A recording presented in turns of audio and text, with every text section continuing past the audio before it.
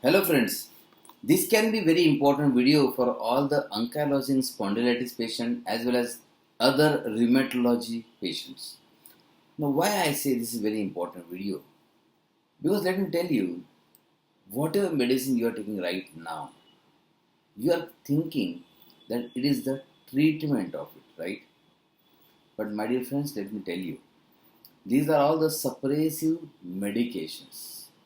If you just go into literature and study whatever you are taking, you will see one common word in all the medicines. Means what you are taking. You may be taking sulfasalazine or something like methotrexate or some biologicals, whatever you may be taking.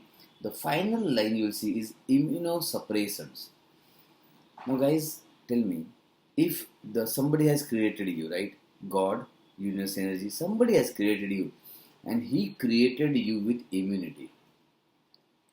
Now when this universe energy have created you with the immunity, was this immunity made for being an enemy of yours or for being a friend of yours? Obviously a friend, right? So this friend, the immunity, the safeguard system, the defense of our body, it is for our benefit. And if you are constantly, continuously, consistently suppressing this immunity, you are surely going to be more ill in future. That's it. That's what I would emphasize.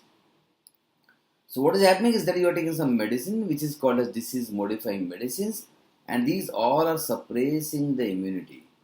Now suppressing immunity is like suppressing your best friends or removing your bodyguard. So if you suppress your best friend and remove your bodyguard, you are more at risk, right? So the first thing which I want to emphasize here is that whatever you are taking in the name of a treatment is not actually treatment. It is trying to relieve your symptoms by immunosuppression. Please understand the difference between treatment and the relief of the symptoms. So why you are taking immunosuppressants? Because that's the only way to relieve your symptoms, right? And the worst part is this is going to be temporary. Now I'm not trying to demotivate anybody. In fact, I want to motivate you. There are two ways of getting treatment in AS. One is start right now, whether you are ill or whether you are in remission. Now, most of the people who are in remission will think, no, I don't want treatment right now because my pains are okay, my stiffness is okay, I am able to walk better. Guy, you are able to walk better because of immunosuppression, because of steroids, because of your biologicals, because of your methotrexates.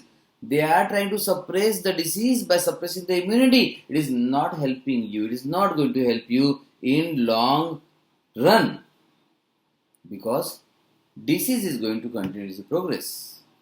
These disease modifying agents or DMARDs, they are trying to modify the course of disease, but usually this is modified for temporary and then again continues. If you just want to know more about it, ask to any patient who is on DMARD since so many years, more than 5, 10, 20 years. Finally all the symptoms come up and the stiffness increases, pain increases, and maybe you have got more complicated autoimmune disorders and immunity related disorders like cancers, Crohn's disease, IBS, and there are so many diseases which come as a gift packing with the ASD like diseases or rheumatoid arthritis. And one again common thing is tuberculosis. See, as your immunity is getting suppressed, you often get so many complications. So if somebody is in pain, he will try to get the most aggressive treatment. He suppresses it. If somebody is not in pain, he tries to continue on the same medicines. In both the cases, you are not on treatment. You are on a relief medication. Now let me tell you, if you don't treat, what will happen? You are on those medicines, whatever you're taking right now, whatever you're taking, they're basically relief medications, and DMARDs and steroids and methotrexate are immunosuppressants. Nothing you are doing to remove the disease which is definitely removable. So why you are not doing this? Because you don't know the risk of it. You are blissfully ignorant. Ki, okay, my pain is okay, so I can walk now. It is okay. I can survive for a few more days. Come on, guys. Everybody plans for a long-term future. Why don't you plan for a long-term future? Because if you don't get treatment right now, although whatever state you are in right now, whatever state, relief or remission or severe pain or stiffness, but then you are going to get, the future is increasing disease. You will get limited mobility and spinal deformities, as well as finally there will be restricted lung capacity.